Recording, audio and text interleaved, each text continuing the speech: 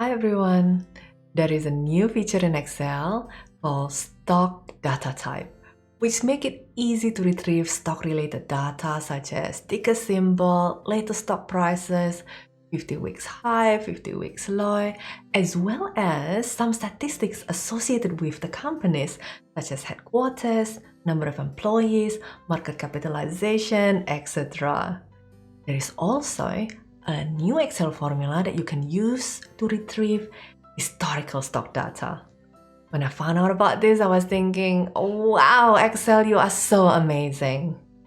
I still remember in the past, during my university days, when I needed to get historical stock data and research companies' information, I needed to browse the internet, conduct independent research in ASX website, Nasdaq, Yahoo Finance, Reuters, etc. I then needed to download the CSV files, copy and paste them into Excel before charting and integrating them into my financial model. Now, this information are made available at your fingertips within Excel. Catch is that you need to be connected to the internet and be on Microsoft Excel 365. Let me show you. In this video, I will show you how to convert your data into stock data type so that you can get stock information using stock card, insert data button, copy formula, and format as table. After that, I will show you how to retrieve historical prices using stock history formula. Let's say we want to retrieve stock-related information from the following companies. The easiest and fastest way to get it done is by converting the company names into stock data type. And how to do that is go to Data, Data Type, and click Stock.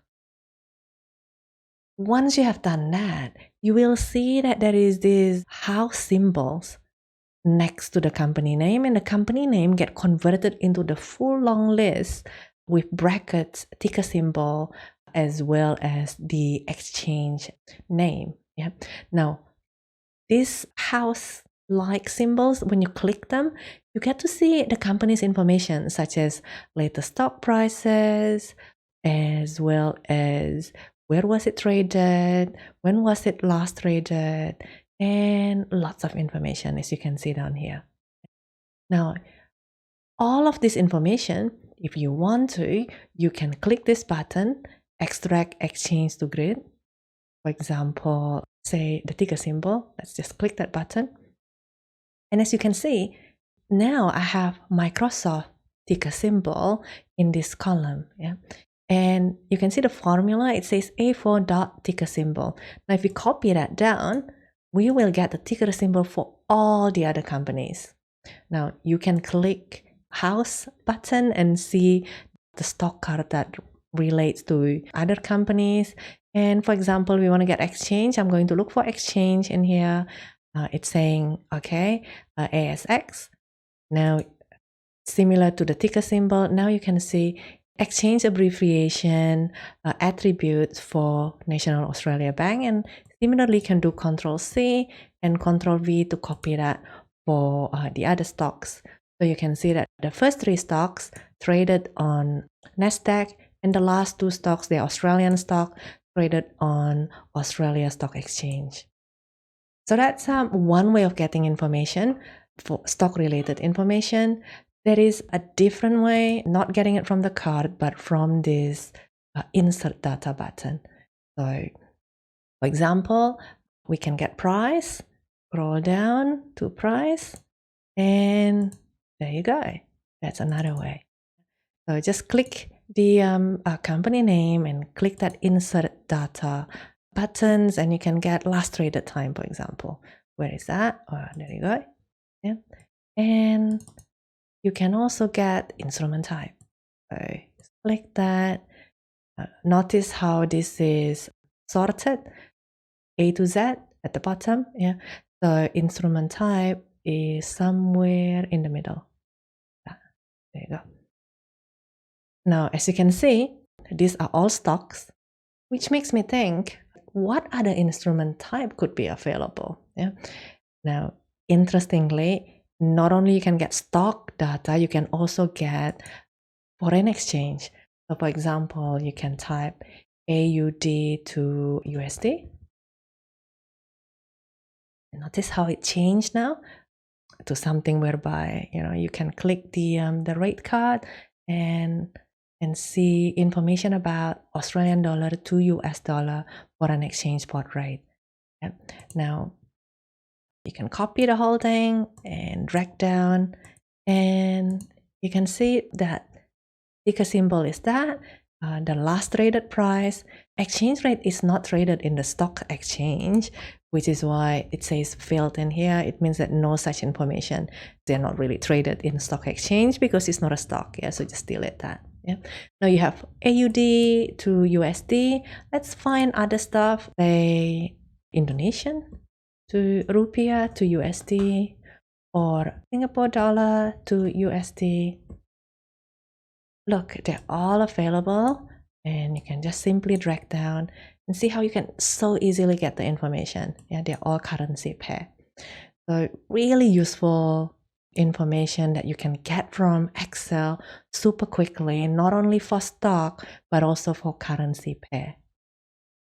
What I have shown you earlier is how to get the information using the card, yeah, where you can just click it over there, or using the insert button, yeah, or by copying and pasting. Now there is an alternative way to get the information, and that's by using format as table. So how to do that? Let's just copy the company names or the full name of the stocks or exchange rate. Yeah. Now I'm going to convert them into table by pressing Ctrl T, and doing so has an added benefit that you can add additional information quicker. Yeah, for example, I'm going to get currency that it's being traded. See how everything is automatically filled in, and you don't have to add any column heading. And then 50-week high, for example, and get that immediately, and then you can add more. 50-week low, you can add them super quickly. Yeah. And market capitalization, for example, you can add lots of information. Yeah, and you can add some more. Say, for example, maybe PE ratio. Now, of course, certain information is not available for currency pair. That's why you get this error message. So don't despair, just delete them to make it neater. Now you may notice that we only have latest price. There is no information in the rate card about historical prices from last week, last month, last year. Not here. So how do we get them into Excel? Now, luckily, there is a new formula called stock history. This is a special formula, which is an array formula. You enter the formula in this one cell. That's the syntax. And you get an output which look like a table arranged like this. So I'm going to delete this so that we can start from scratch together. And notice after I delete this and press enter, the whole thing disappears. So let's type them up together. Yeah.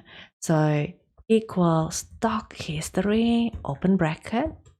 Now the input of stock history is very simple. The stock name, the date range, you need to enter start date and end date from which we want the historical prices. And then tell Excel the interval, daily, weekly, or monthly. Let's just pick monthly, double click. And then do you want header? Oh, of course we want header. So I'll show header one. And then properties. Property means how many columns do we want. If you want one column, then you just enter property one and you pick whatever data that you want to be displayed in that columns. Can be date, can be closing price, opening prices, high price, low price, or the volume that was traded. In this instance, I want to show you everything, so I'm going to select date for the first column. So I'm going to put 0, and then I'm going to put closing price. I'm going to enter 1, opening price 2, high price 3, low price, as well as the volume. Yeah. So I wanted 5 columns, actually 6 columns, because it's starting from 0, the date, close, open, high, low, and volume.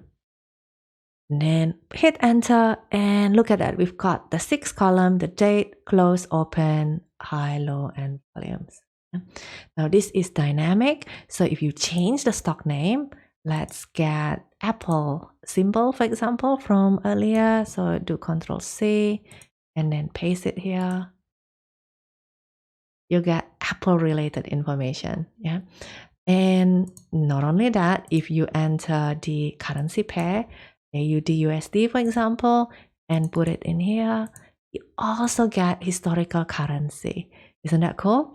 But for currency, volume traded information is not available. This is the last column is only available for stock. So how do we get rid of that? If we don't want to see that, just delete the last input. All done. I hope you find the video useful and informative. If so, please let me know by hitting the like button or by leaving your comments and suggestions for improvement for future videos. See you next time.